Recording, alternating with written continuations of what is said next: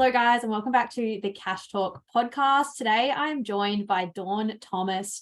Now, Dawn is a financial advisor at the Wealth Designers, also a podcast host of Your Money Story, and a mum of three. Dawn, I'm so excited to have you on the podcast. How are you? I'm so much better for being able to talk to you, Nicola. You're always a ray of sunshine. I'm glad. I'm excited to have you because we've kind of been in touch for a little while, but I don't even know if you remember this, but I think the very first time we met was you came and spoke at one of my uni lectures. This was like quite a few years ago. And I was like, I forgot to even mention to you before the podcast, but that was where I first found out about you. And then since then, we've touched base and just love what you do. So maybe before we jump into this episode and chatting really about super, why it's so important for young people to engage with, and I guess also some issues that women kind of face when it comes to finances and how both of those two things relate. Maybe first tell us a little bit about you, who you are, I guess, inside of work and also outside of work. So I am at the Wealth Designers, and that's after I feel a long career. Some people will tell you that maybe it's not as long, but starting off at the bank all those years ago, where it was really the traditional landing space for people to start their advising careers, and where people came from all walks of life, former teachers, former scientists, for me, a media graduate, starting there and then having that evolve to where I am now at the Wealth Designers. It feels like a bit of a journey, but definitely always been 100% passionate about financial advice, just because of the ability to people are led to their lives, and it's such a privilege to be able to get their trust. Like, I would never ever want to let them down that trust, but they really let you see those tender moments, those happy moments, those sad moments, and I think it's an absolute privilege in our job to be able to do that and then help them forward. In terms of who I am outside of advice, I'm, like you said, a mom of three. I love playing hockey, even though I can't say I'm a hockey player. I participate in hockey, and I enjoy cooking so much and enjoy listening to trance music. So that's who I am outside of the office. Wow, so many things. And you also have the podcast as well. You've been doing some research. Tell us a little bit about those things as well. Yeah, so the podcast, it's in its third season, and that is created, produced, hosted by me. I do it all just because I feel like there are people's voices I would love to amplify, even though it's on a really small platform. But I really enjoy having full freedom to get whoever I want on my podcast and get their story out. That for me is really important. I think in the age of digital art and social media, anyone can be a publisher, anyone can get their voice out. So I just want to use the podcast for that. And every guest really inspires me. In terms of my studies, look, I feel that superannuation is so misunderstood, underused, underutilized. So many things that you just want people to be able to use it well. And of course, the argument is that maybe it doesn't keep up with the times. It's too complex, all these things that are there, but it doesn't change the fact that it exists. And it's one of the main vehicles of saving up for your retirement. And I'm passionate about young people being engaged with superannuation, because we know young people have a long investment time frame. And a long investment time frame is absolutely magic when it comes to improving your outcomes with investing. So, they have the easiest job if they just get a few pearls of wisdom early on in their life. I think we could actually change the outcome of a whole generation if we help them understand how to plan better for the future. Yeah, completely agree. It's one of those things where you kind of, I don't know, maybe get your first job and you get handed these forms of like super fund or fill this out, or you maybe just get a default fund, and it's very sort of in the background for quite a while. And I guess before we jump into like more generally why superannuation is important, tell us a little bit about specifically the research you have been doing, because I'm really interested in it. And I don't know, I haven't seen a lot of research around these kinds of topics. Yeah, so I'm researching the superannuation journeys of Generation Z, and because they are still young, it's a young cohort. Research is not really available for that generation. A lot of it is evolving as we go along, but definitely not a lot of research about superannuation in young people. I mean, there have been studies that have come out. A major study was done in 2015, but they looked at probably sort of a generation Y, a bit older, because really you could be having your first super fund now, even at the age of 15. You do a part-time job with the removal of the minimum income threshold. As soon as you start working, superannuation comes into play. The second thing that's come about as well recently is super stapling. So it means that could be 15 years old, start your first job, end up, like you said, maybe in a fund that it's an employer selection, which we found in the initial bit of our research when we send out a questionnaire to Generation Z. We had 100 participants, about 50% said that their superannuation fund was effectively their employer's choice. That's going to carry on then till you actually finally decide to start looking at your superannuation, whether that's 40 or 50. I think that's pretty significant. So I really want to understand how Generation Z is feeling about their superannuation journey, what they've experienced, and what they would like to see as well, what would make them more engaged in the superannuation journey. So that's part of research, is really drilling down on their experience and also understanding maybe what would help them and give them the incentive to be better engaged. It's so interesting. And I think, it is a shame that I guess we learn so much in school and a lot of different topics, but yeah, I guess a lot of people do. I mean, I know I started working when I was like 14, but I never learned how to lodge a tax return or how to fill out, pick what super fund I wanted to be in, how to budget. You don't really learn any of that in school. And yeah, I'm interested to hear, I guess it's like, how do we, bridge that gap with super and make it not just something that you start thinking about maybe when you're in your late 30s or 40 and you maybe decide to get some advice, or when thinking about retirement. How do we kind of, I'm sure it's not the most riveting topic for most 15-year-olds, but how do we kind of, like, I guess for starters, why is it so important? We know because of the investment time horizon, and the more you do kind of early on, the less you sort of need to contribute in general to get the same outcome. But how can we make it more appealing to young people and I guess raise their awareness around super and how important it is? Because someone kind of made this statement to me the other day, and of course as an advisor, like, this, that you get paid 10% super, 11% super now, but they said everything you earn for the rest of your life, 10% of that each year. And it's like, that, but when you think about it like that, it's like, oh yeah, every single year from, let's say, 15 to 60, 10% of your income. And so if we're just putting it on the back burner, that's money that's ours to be working for us. So how do we make it more, I guess, accessible for young people? Yeah, so I kind of looked at it from the view of like a parent and as an advisor, kind of looking at how do we mold this into children. Things that we've got actually a national financial literacy strategy, and I believe that was launched in 2011. There was an audit done on it to rate, how effective it was, and where they found teachers actually using the resources that have been put out to help students, and it's been done actually wholeheartedly, there was a benefit to students. Unfortunately, the figures are quite low in terms of who, like, schools that were able to do that, because most schools just didn't have enough resourcing.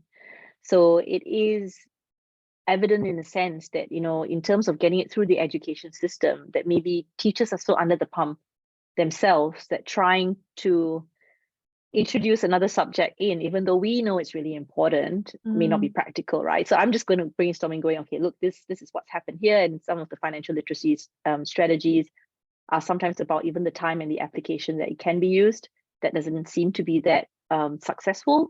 Also, we know that there are resources that are available. They are teaching it to an extent in schools as part of their financial literacy subjects. But I also thought about financial advisors, because in the UK, there was a report, again, this coming through from our national literacy strategy and reading previous papers, and that in the UK, they actually got the help of financial advisors to help literacy of young people. And I think they were considering it in Australia to use financial advisors to do that. But of course, the Royal Commission sort of came about after that. So Yes. I wonder whether it's become too much maybe of a political issue to get us involved, because I know that our profession, if the government gave some sort of even a small subsidy for us to be getting young people in to help us with those things, I think we would grab it. But that's not happening. So I just went, okay, financial advisors may be off, we take teachers off the list. Financial advisors may be off the list as well, because even though I did in that initial survey that we launched with Generation Z, financial advisors and accountants actually came up very high on the list of people that are trusted with financial decisions. But if they can't afford to see a financial advisor, that kind of throws it out. So then I thought, okay, can parents have the amazing influence over their kids? If you think just about conversations over a dinner table, you don't have to wait till someone's 15, 18, or 25 to have that conversation. I'm talking about superannuation now with my kids. I'm talking about the FIRE movement with my kids, about how we want to put money away. I explained to them about why my generation somehow was led to believe that you're supposed to work continuously till 60 without any breaks, but their generation doesn't have to do that. And that the job is not really, your job doesn't define whether you're going to be successful financially. It's what you do with the money, and hopefully being able to build passive income from the money that you're generating. You know what I mean? So then you can follow your goals and live your passions. So part of this is that there's research that shows that parents are a key areas of influence to young children. So in that question of what can we do to make young people more engaged, I would, as much as this podcast is for young people, I would also like to encourage parents on listening to this podcast that you have so much of influence. If you are not confident about your superannuation position, you need to get confident, not only for yourself, but for your kids.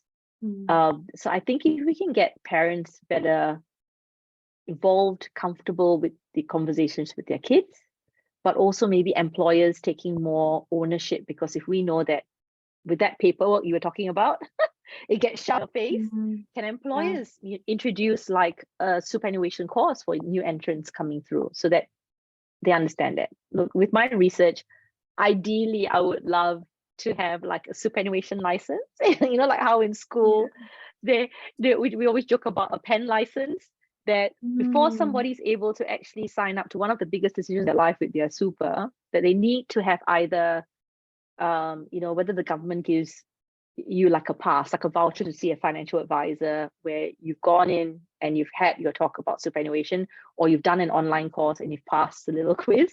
Ideally, I would love that if someone was to be able to demonstrate they could apply some knowledge to make an informed decision around superannuation. That's at the very beginning of their journey. Then I would really, in terms of young people, they need to understand how easy it is for them to build wealth if they start now, whether it's inside or super outside. Your superannuation portfolio, your portfolio that sits outside, Nicola, it's the same thing, it's just a different texture.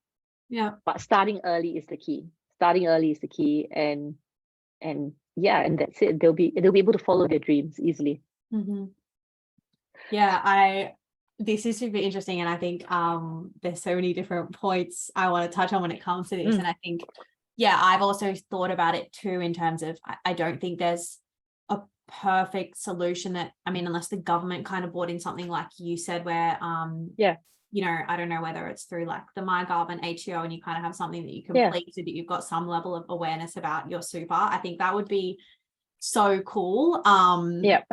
It might be a bit of a work in progress, but I think that is the biggest issue that I see, is that people kind of say to me, well, if I'm not in the position to go and get financial advice where I can get comprehensive advice about exactly what to do with my super, and maybe I'm 21 and I'm at uni and working a part-time job, then it's like, how do I make decisions around what super fund to be with and what to be invested in?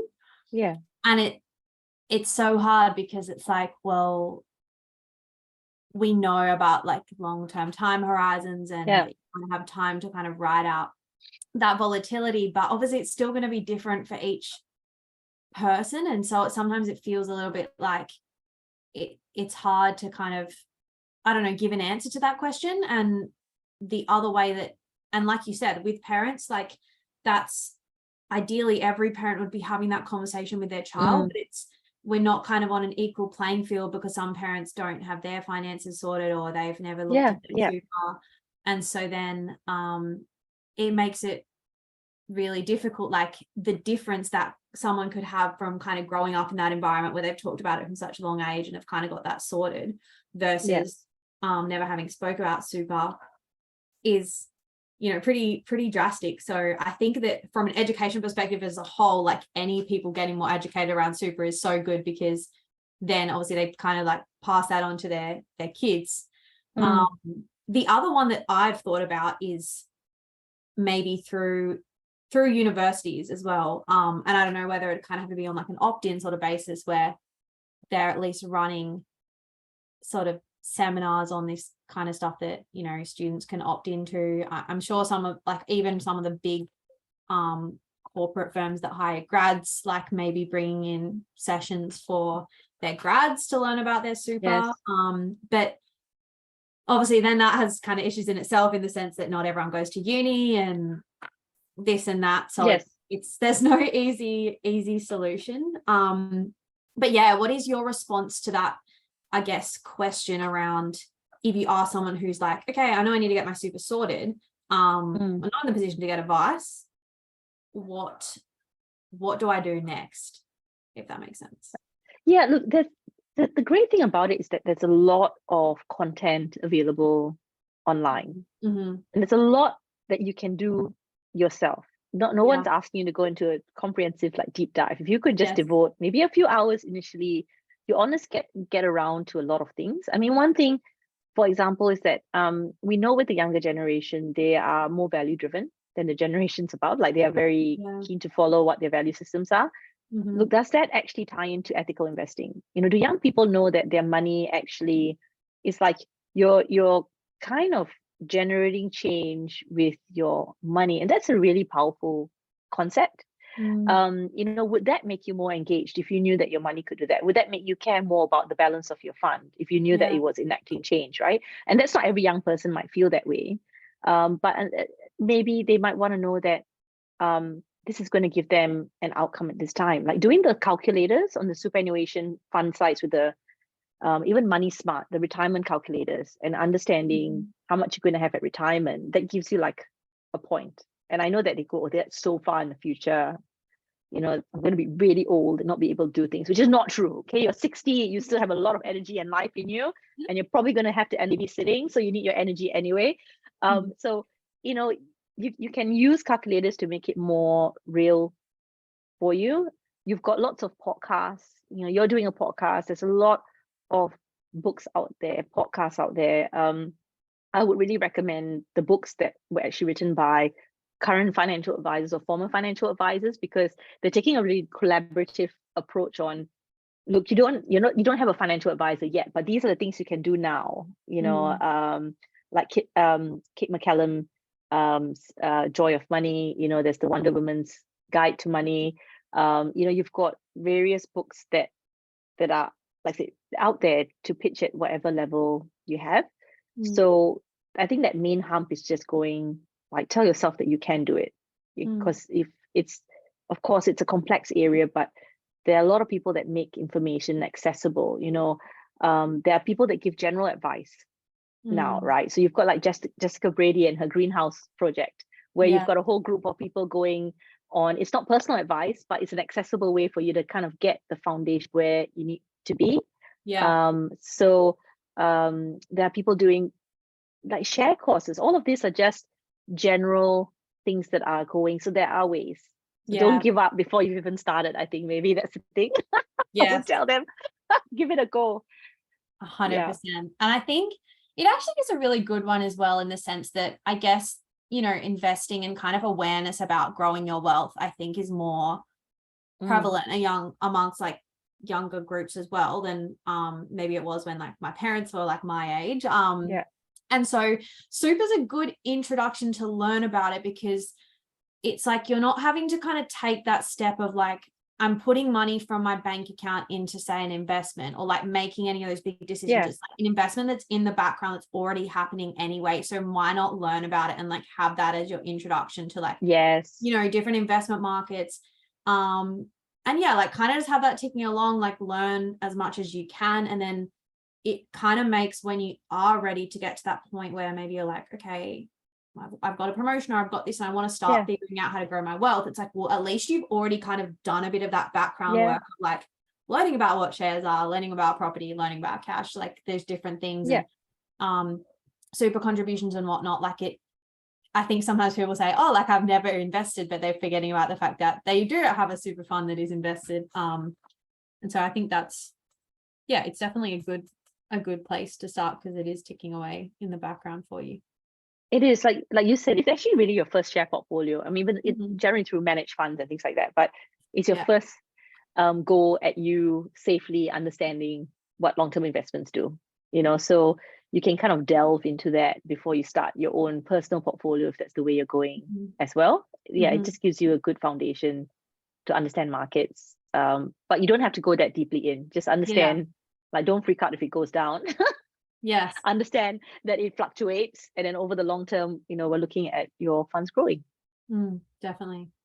Another topic that I'd love to touch on is still around super, but I guess it's something that we continue to see in the media, like the gender super gap, is the gender pay gap in general, but the gender super gap is still fairly significant between men and women. So I'd love to kind of break down this topic a little bit more. And I guess touch on what we can do about it. But firstly, like, where does that stem from?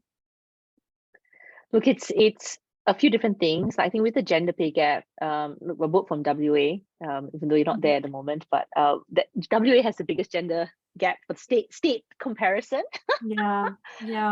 And I think financial services was one of the biggest offenders, but I think now it's kind of moved to number 4. But still, you've got the gap can be from various things. It could be, from the bias that exists in a workplace about who is valued over the other person. Quite often, workplaces rely on employees going in to negotiate their pay. There is no pay visibility, and I know that's been introduced, that companies that have more than 100 employees now have to be transparent about what pays are.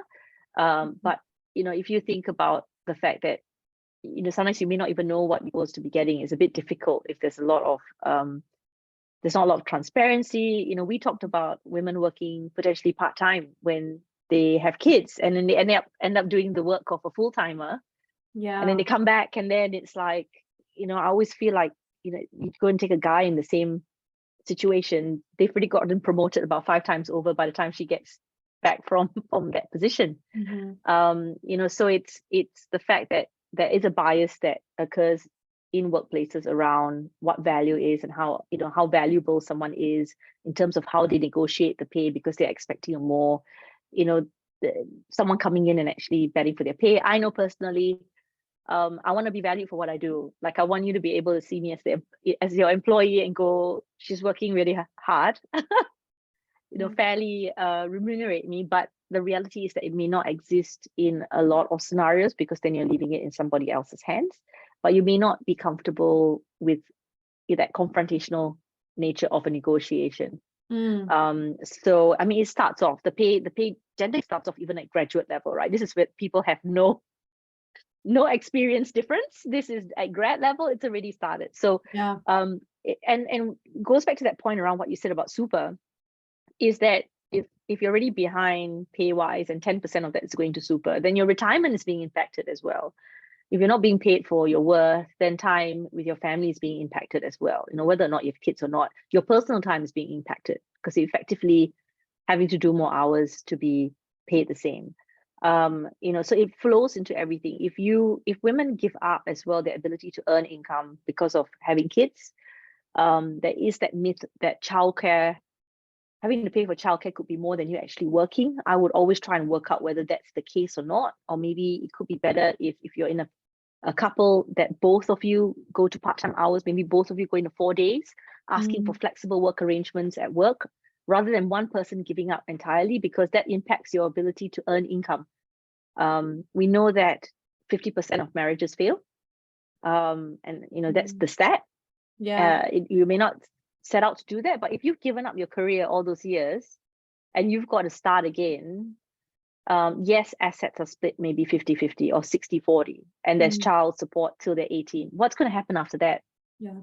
Like, how do you build your retirement income? So this gender gap, wage gap is dangerous because it's not valuing the work that's being put in. It starts impacting women's retirement goals, but there are other factors there. Additionally, if women reduce their hours to look after kids or exit the workforce entirely, it could impact their ability to actually earn income in the future, which impacts everything else. So it's a bit of a vicious problem. So in terms of superannuation, superannuation has a beautiful compounding impact when people add more to it.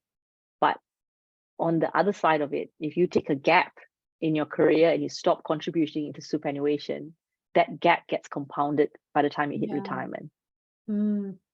Yeah, it's referred to as the wicked problem. Unfortunately for women, it is the wicked problem. And that's why there's such a large superannuation gender gap as well.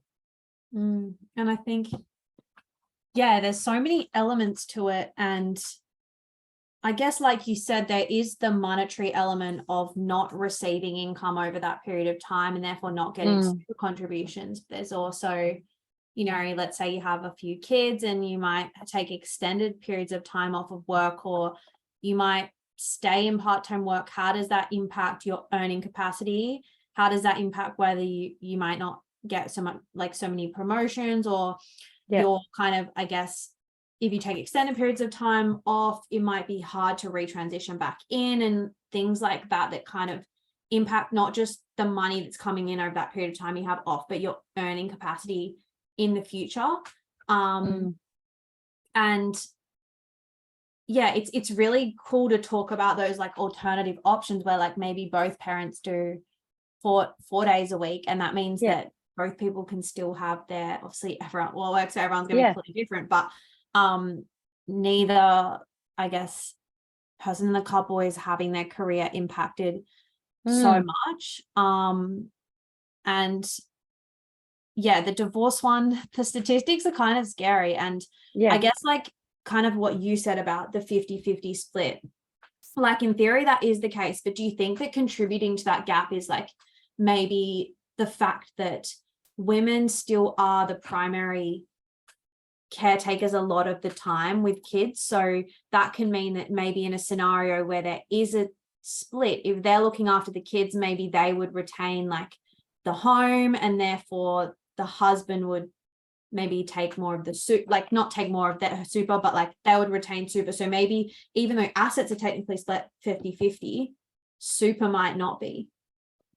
Yes. See, that's the thing, is that like it kind of, that the bit about the house is an interesting point as well, right? Because you just said that if you think about interest rate environment now really increasing, if you don't have equity in your home, and even if it's split, like if you think about it, even if she gets 50%, the home is hers, but she's going to have to pay for this huge mortgage, and the bank says, where are you going to service this from, right? If you're not earning the income coming in, she may not be able to keep the family home. And I think like there are conversations, people have said that, when we started off in our parents' day, we were told not to take on a lot of debt. If you think about how much the debt levels are at the moment, I think that's the other part of it, is that I think it's become the norm to just upgrade your house and go for the $1 million, 1.5, 2 million. But as soon as you're able to get the higher loan, do that. But if we know the stats happen, there's this 50% chance of like 1 in 2 marriages will dissolve. And I think they said the age that it roughly happens around, looking at statistics it's around the 40s, early 40s that happens. And generally people have about 2.5 children. Like there are all these stats around it, right? 2.5 children and a dog. 2.5. Yeah, I mean in your experience as well, Nicola, it's like how many loans have you seen totally paid off by 40? You Not know, that so many. adding, not that many, and you go to the bank, as much as they want to be really sympathetic to you wanting to keep your family home, they are going to find out whether you can service the loan or not, and that's derived from whether you can actually be in a job that can service that. And the stats show that quite often women will enter in more administrative jobs because those jobs are more flexible around school hours than jobs that would provide things like bonuses and equity, you know, and further incentive programs as well. So, you know, it's already setting that up from the start that even if someone does return to work because they had to try and service a mortgage, they're not going to be able to replace somebody's earning power. There's another stat there around what happens to the family unit income, and women actually don't repartner as quickly as men. So they're in effectively a single income household post a divorce. While let's say they're still worse off than, you know, their partner who has maybe not remarried but still has high earning power, and then the partner who has remarried and has dual incomes potentially coming through. So she's kind of like at the bottom of the ladder when it comes to the earning capacity. Like, we talk about household income. So there's a lot of interesting stats around what happens to women after divorce and household earning income power.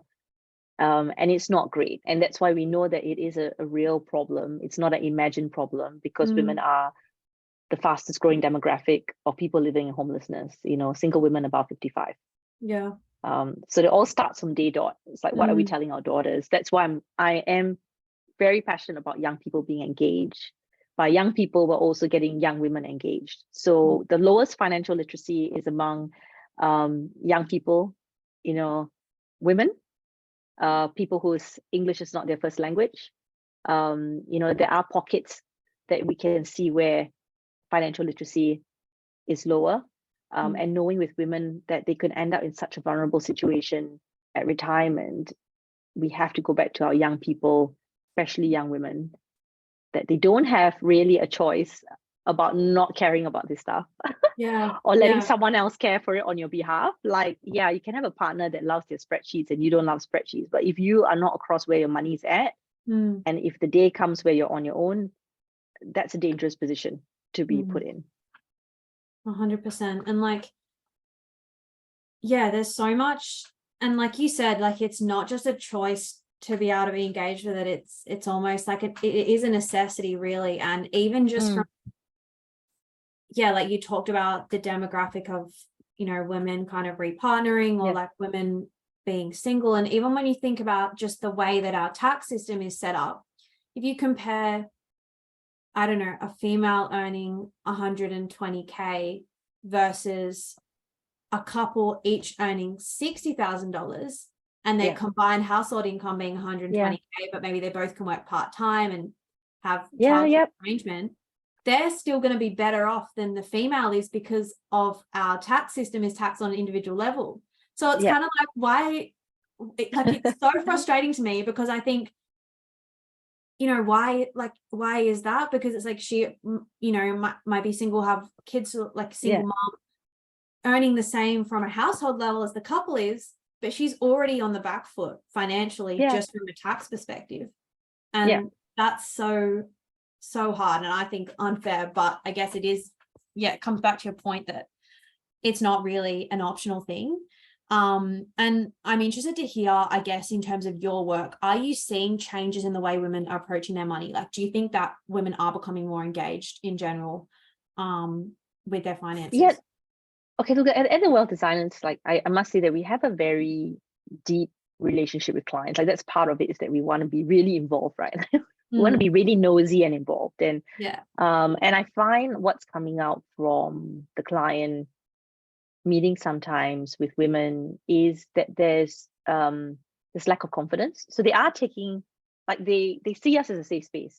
But even though there's evidence, I can see there's evidence of them actually doing well in what they're doing, they're not acknowledging that they're doing a good job. They still have this, you know, like we talk about you your money history, right? And what you've been told as a child about whether you're good with money or not, whether you're able, it's like what's coming through is that there's some level of not really owning their money successes, not having the confidence.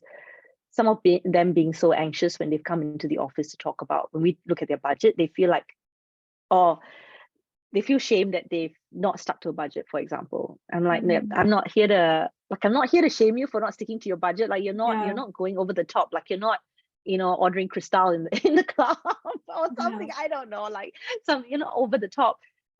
So I think we are seeing, I think we need to, like you do as well, where you are creating the safe spaces for people to come in and not be shamed and actually have the confidence. And it's not that easy sometimes because it's like an embedded belief in themselves that that's not something they do. But also there's that, I mean, they are part of the money conversation. But I guess I would really love for women to feel like they belong in that conversation, that they can be confident. They should give themselves a pat on the back when they do something that's great. And you don't have to be a spreadsheet genius to be part of the money conversation, right? That's a personality thing. You've got some people who love that, but don't let that person become the dominant person in the money conversation, because you just need to relate to money in your own way and be able to understand what you're doing with it. And if someone can create graphs and stuff like that, that's fantastic. If they can do modeling, that's fantastic. But that's the way that they relate to money. That's the way that they understand money. And you might do it in a totally different way. So I don't know. That was, very long answer, Nicola. But I wish I could say that women are coming in droves getting stuff done, but it's still that case of, can we give them a safe space to help them with their empowerment journey? We're not seeing a lot of, like, I'm a fully formed with my confidence and raring to go. Maybe that's not coming in. I would love to see more. It's a journey to get someone there still. And do you think that's because you've kind of maybe grown up and like not felt comfortable, or not have people where we've like been able to have that safe space to talk about money? Yeah, I mean, there's a whole thing, like I've done a money coaching course, right? And where we had to be the guinea pigs and talk about ourselves. And look, we all have stuff that's happened to us as kids that has then given us these beliefs, right? And these blocks and stuff like that. And one of the clients that I had who said that she was actually shamed by a school teacher who told her she's not good at maths and so she'll never be good at numbers. But I've looked at her asset position and I looked at how hard this woman has worked for her family and what she's done. I'm like, the evidence is that you actually are good, but she cannot believe it because she's going back to that. You think about someone in their 60s still going back to what this teacher said to her when she was in primary school. So those beliefs get embedded wherever it is. That's why they talk about pocket money. I found as well that pocket money generally is higher going to boys than girls. Like already in the household, it starts when they're young. Women doing maybe girls doing more unpaid work already when they're younger, because they are taught to be helpful. That helpful is a good thing. That's part of their role, is to be helpful and nurturing. And that it's already discounting. So I'm very stern with my daughter that if she's not protective of her money, because she'll be like, yeah, mama, take my stuff in my money box, it's fine. I'm like, no, it's not fine. I said, don't let anyone change you on your time. If you're going to be doing something, you need to ask for it. But she's like, no, it's just like, here, just take it. And but I can't be there for her mom, doing that for her and fighting for her and saying, no, you do it. She needs to have an internal voice that kicks in to go, I value my time, I value my money. Yeah. So I don't know, like you would have your own experiences. I have my own experiences, but and part of it is that what's happened in the past to give you that belief that's a more complex one. It differs from person to person. And I think that's why I guess like raising those, like helping people have more conversations, or just helping people be more open about their money, because I think when you do share it, it's not going to solve it, or it's not going to take away that experience that you've had. But I think it's like the first step to processing it is when you're able to, I don't know, like open up to like a friend or a partner about that, or an advisor about that. It's kind of that first step of like, I guess, acknowledging it and then being able to like be more aware of it, and therefore kind of understand, I guess, like where that behavior is coming from. And yeah, it's super interesting, but like I think about that all the time. Like our time is literally so valuable, our money is so valuable. We have to really protect it. Yes. Because yeah, we only have a certain amount of hours in a day, which is crazy. So I love that you're bringing that up with your kids. I'm interested to know a little bit about how, yeah, like how you approach money with them. Yeah, so we've already started, like I've told them the rule is that that with their money, any money that they get, 50% needs to go into long-term investing, like at least 50%. But I try and kick in a sweetener where I say that if they then put it in their long-term, I've set up little share portfolios for them, and they know how they're invested. They don't look at it very regularly, but we do talk about what's in there. That if they reach $50, for example, then I match it by $50. So I'll kick in like the extra incentive for them to save, right? Yeah. So, one thing we know with clients coming in is that a lot of them are doing the right thing for their kids, and they are saving for their kids, right? But the problem is that by not including your kids in the conversation, where they're also exerting a bit of their own effort behind that money growing, is that they're not going to know how to deal with that, even though they're going to get a pot of money from their parents later on in life. It's not going to teach them to be independent. So I know that my eldest, who's almost 13, is fiercely competitive with his sister. And his sister is very much like, she's just like, here, Ma, she just gives me the money. She just gives me the money. And then she lays a lot onto me to do it. But I just told him the other day, I'm like, oh, do you know she's going to get, by this amount, she's going to get this much in her share portfolio. And he was like, what? Okay, what if I give you another $50 right now? Will that match it to get it higher? Because I'm just like, where does this kid get all this money? But I don't know. He's very like, he will be financially fine, right? He's very, very selfish with his time, which is good. Like it's gonna do him well. But for us as parents, it's challenging because he's not carrying his weight of the chores. Right. But in the workplace scenario, he'll probably be paid for his time very well. And my daughter is gonna probably end up the way she's going. Like, here, I'm going to help you. I'm going to help you. So I do talk to them about it. Like I want them to get used to the fact that any money that they get, that they don't look at it as, oh, this is 100% spent. This is part of it needs to go straight away for long-term investing. I've spoken to my son about what he wants to do when he gets older, because we have, like, so we talked about the FIRE movement, about, this financial independence, retire early, but it's not really retire. It's like, if they want to go off for 2 years and take a career break, they've got the money to do so, right? Yes. So we've already talked about how important it is to pay down debt if they want to go into a property later on. So he's already spoken to me about, oh, I'm going to have a property and then I'm going to rent it out. I said, no, but Reggie, if you're going to be using your first home buyers, for example, you need to live in it for a certain amount, like years, and then you can get housemates after that and do that. And then he said, yeah, I'll just live at home till all of that is done. So he has no qualms about making use of us so that he can get ahead. But I think it's just important to have the conversations with them, even about superannuation, which I do just think I'm obsessed with super. But, like I know my kids understand the concept of superannuation. So when it comes time for them to set it up, we kind of know it's going to be pretty easy to do it for them. But I think that cash flow bit for kids and long-term investing, those are two key things that they need to get when they're young, because it's not about spending 100% about what you have. I think immediately if you get that mindset of, oh, first of it, pay yourself. And that goes into, your future scenario, that's going to be your freedom to do whatever you want later on, then do that first. And then everything else you can kind of decide whether you want to put more into your investment or deal with. So yeah, so that's sort of my approach with them, is weaving it into day to day.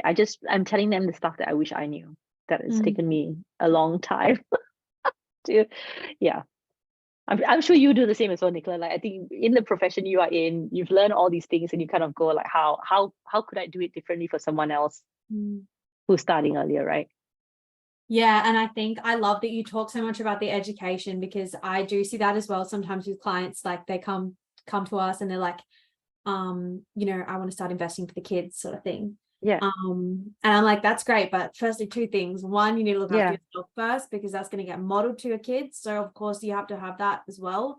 And then two, you don't just want to be handing them this money that they're not equipped to manage. You want to make sure that they learn about it really early on, learn the right behaviors, and that's going to come from the way you interact with money too.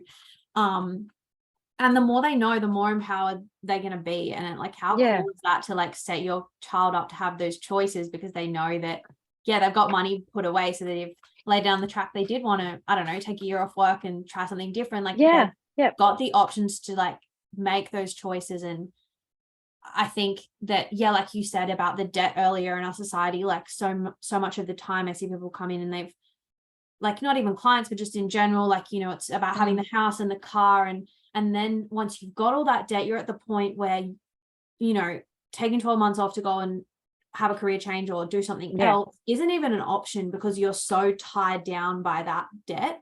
And that's scary. So I love that you've like brought it in terms of setting yourself up to have choices in the future, because I do think that that is so important to kind of that generation coming through as well.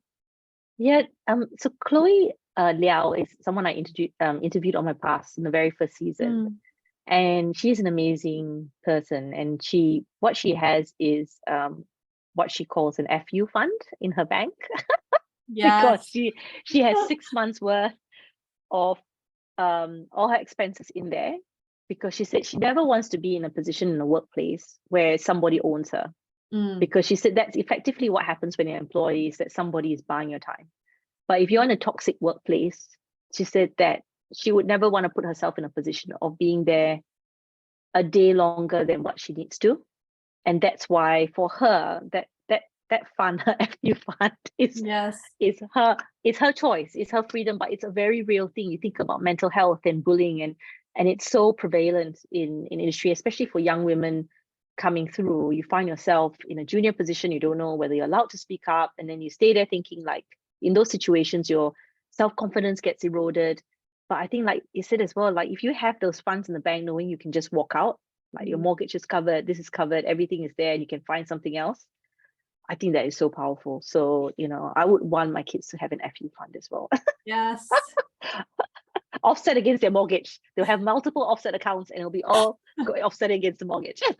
100%. I love it. And yeah, it just comes down to the same thing. It's like you have power and control over your own life. And like that, yeah, like money can't buy you, you know, like happiness necessarily, but it can buy you choices and freedom. Choices. And like, that's so cool to have that. And I think I love that FU fund. I think it's a good way. I think it's a good way to end the episode. To motivate people to have the FU fund. I love that.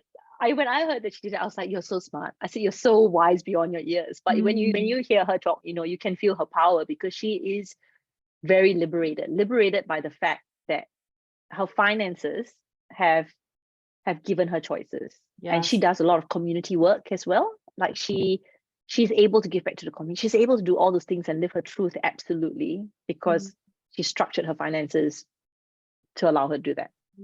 Yeah, amazing. So good. I think that is such a great way to end. Dawn, thank you so much for coming on the podcast. I've loved chatting to you. I feel like we could chat for hours. In terms of anyone that's wanting to find you, touch base, connect, or learn more about what you do, listen to your podcast, where can they find you? So LinkedIn is a good way to find me. Look, I use Instagram very poorly, but you could try Advice with Heart is my handle. But I just may not be as responsive, because sometimes I don't even know if a message is in there, but I'll try. So LinkedIn or Instagram, and you can find me. Amazing. Thank you so much. And thank you for everyone who's tuned in to the show. We will see you next week. Thank you.